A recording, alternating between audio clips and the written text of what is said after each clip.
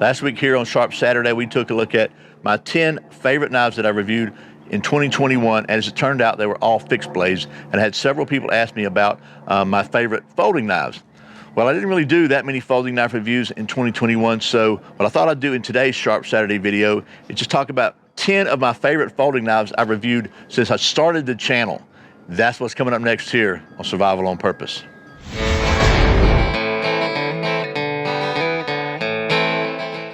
Welcome back to Survival on Purpose, your home for trustworthy information and gear reviews related to camping, survival, and general preparedness for regular folks. My name's Brian. Thanks for joining me here for another Sharp Saturday video where it's Saturday and we take a look at something sharp. So apparently we got some sharp sunshine coming onto my face here, but I digress. So anyway, as I said in today's video, we're going to take a look at 10 of my all-time favorite folding knives I've reviewed since I started the channel in 2013.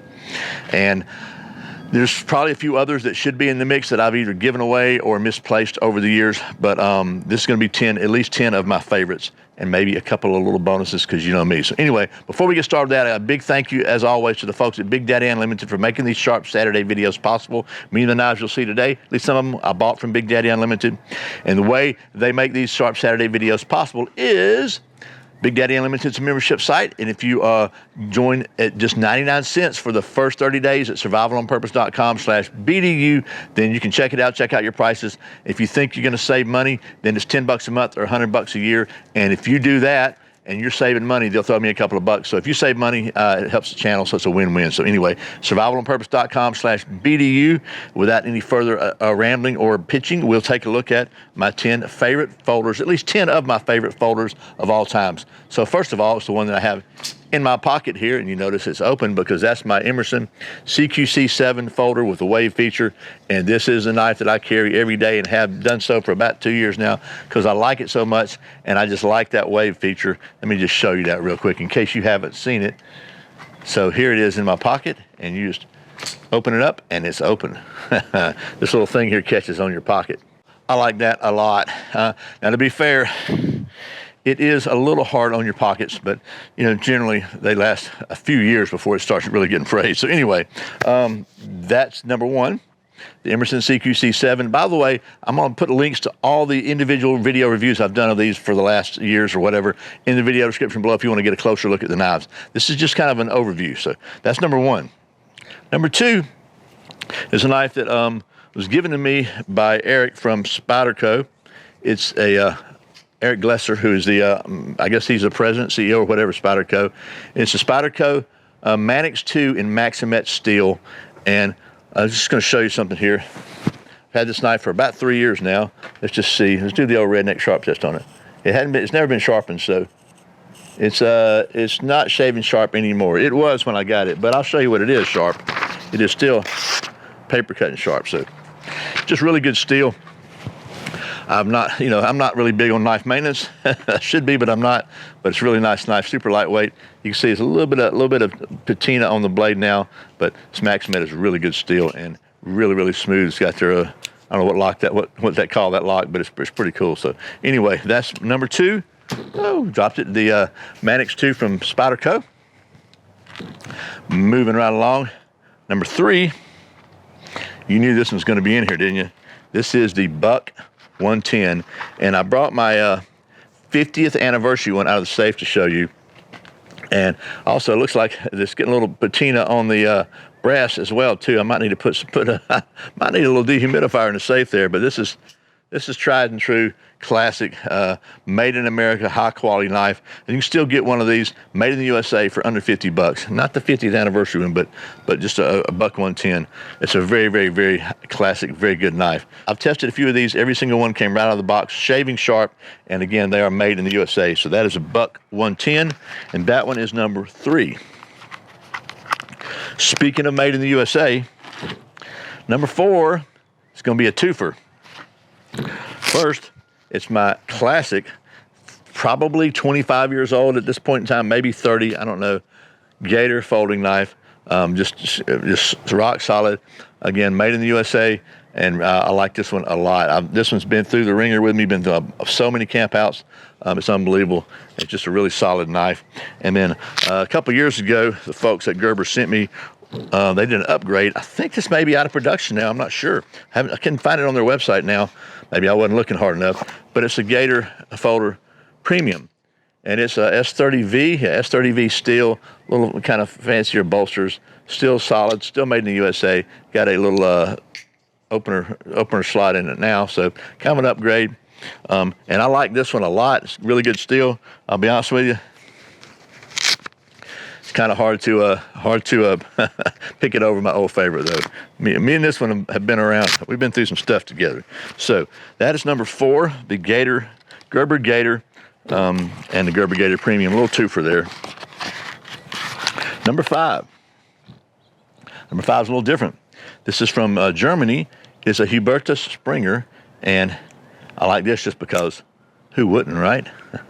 It's not like a super classic tactical knife. You got to get out and you got to flick the lock down and then press it open, but it opens really cool, and it's just a very, I don't know, I like it. It's one of my favorites. So there's that one. There'll be a video on that one below.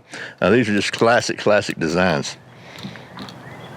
Number 6 is this one right here. This one happens to be orange, but this is the Cold Steel Finn Wolf, and this is a really good value in a knife. I like this knife a lot. It came, again, razor sharp, like everything from Cold Steel I've ever tested. Super strong lock. It's got this special lock on it. It's got that little notch there.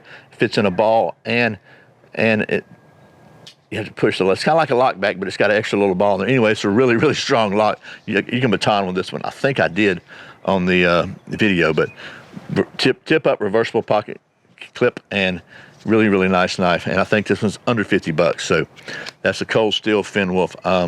Again, one of my favorites. Moving along. This one I don't know if the Gerber Premium Gator might be out of production. This one I know is out of production. This company went out of business. I was really disappointed to see that. I think they made some really good knives. This is my First Edge 1455, and this is one that they designed for the Navy SEALs. They actually started their company designing a sheath for the Navy SEALs, and then they made a knife, and they made these automatic knives, and I think they're really cool. This was designed to be able to be used with a pair of gloves on. Very nice. And when this knife came out, another YouTuber basically gave this a really bad review because he was using it, this particular exact one, and trying to chip it in a pallet and break down a pallet with it, and broke the tip. This is LMAX steels, really good steel. It holds an edge really good. It's very good stainless, and it's not really known to be super brittle, but it's not designed to break down pallets.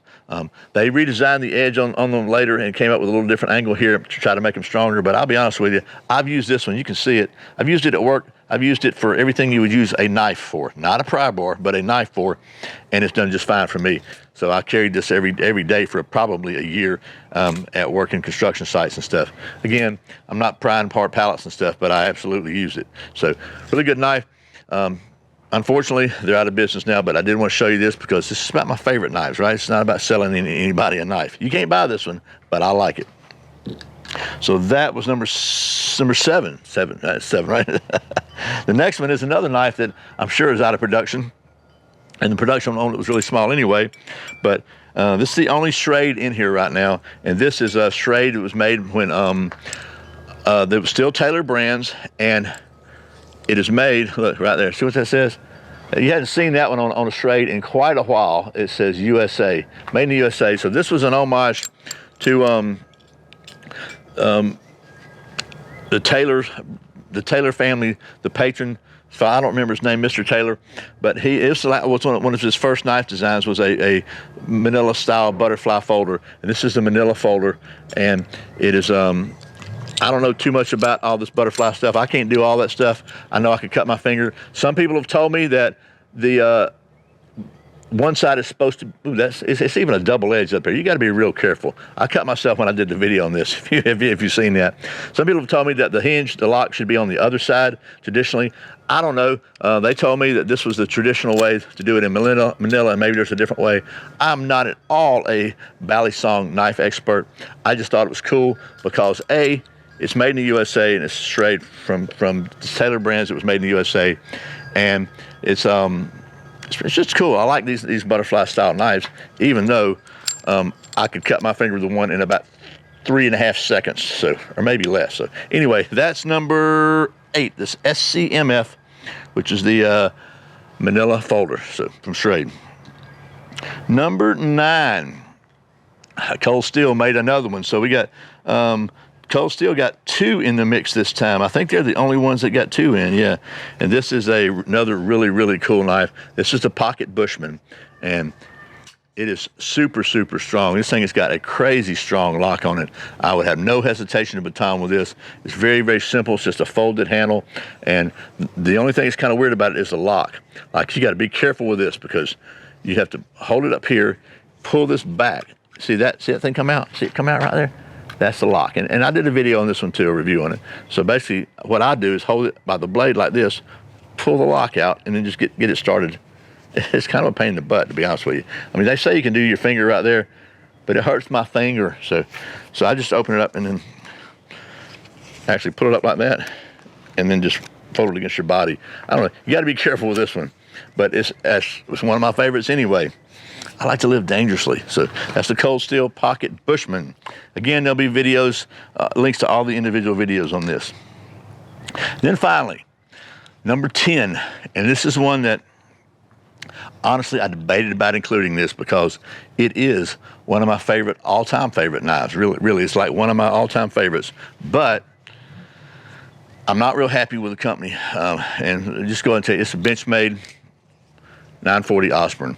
And if you're not up with that, Benchmade made a lot of people angry in the gun community, gun culture, Second Amendment community, of which I am a strong advocate, because a local sheriff up in Portland, up in Oregon, I think they're in Oregon, posted a Facebook video giving thanks to Benchmade for allowing them to use allowing the sheriff's department to use Benchmade's machinery to cut up a bunch of guns they had confiscated.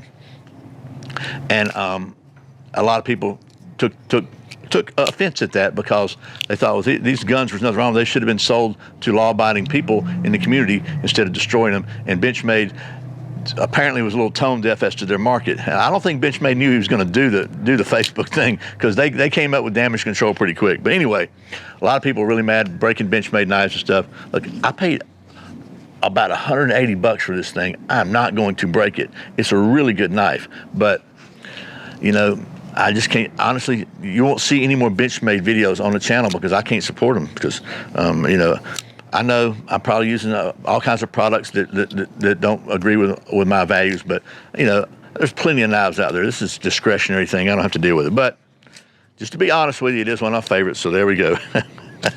You probably give me some flack. You may be somebody that wants to give me flack for even showing it on here, but I'm just being straight with you. I tried to be honest about the whole system anyway. So here we go. That's 10.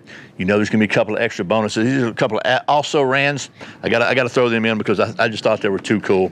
And there's also a few that mentioned, I guess, honorable mentions that I didn't name, didn't show because I couldn't find them. One of them that I tried to find was my Victorinox one-handed tracker, and I don't know where it's in the pack somewhere put up, I don't know, but it was a really, really good knife, and I really like it a lot. And another one that I didn't even put on there, it's the one that's in my pocket all the time. This should have been number 1, really, because I use this one as much as anything. It's the Swiss Army Classic. So I guess there's going to be 3 little extras. So that's one. This one, anyway, is the Outback folder from Condor. This is a Matt Graham design knife, and it's pretty cool. What I liked about this was it's got a knife, and it has a blade, and it has an aluminum side with a bow drill divot on there. So if one of the chief challenges with the bow drill is your handhold, getting a frictionless handhold, this one is pretty stinking smooth. I just thought it was cool. It's got this really cool leather sheath, and it's kind of innovative. I thought, you know what, I like that, so I'm going to include that one. And then finally, the last bonus, a little extra, and this may be this may be pushing the envelope of a folding knife, but it's the Leatherman Signal, and this is a multi-tool, but we'll say it's also a knife, and it folds, so we'll call it a folding knife. And this is one that's basically designed for outdoor. I mean, look, it's got a ferro rod on it, okay? So enough said. And I did a video about that one as well. And there's a lot of other Leathermans I like, a lot of other multi-tools I like. I just thought I would kind of include that at the end since it's a little gray. So anyway, that's 10 of my all-time favorite folding knives, plus 3 little bonuses there. And I hope this has been interesting. Again, there'll be links to all these videos below. And I think all these are good knives. Some of them are discontinued, but most of them are not. So anyway, I really appreciate you watching Survival on Purpose. I hope this has been a little bit interesting for you. And thanks for your continued support. Remember, survival is not an accident, so be prepared. I'll see you next time.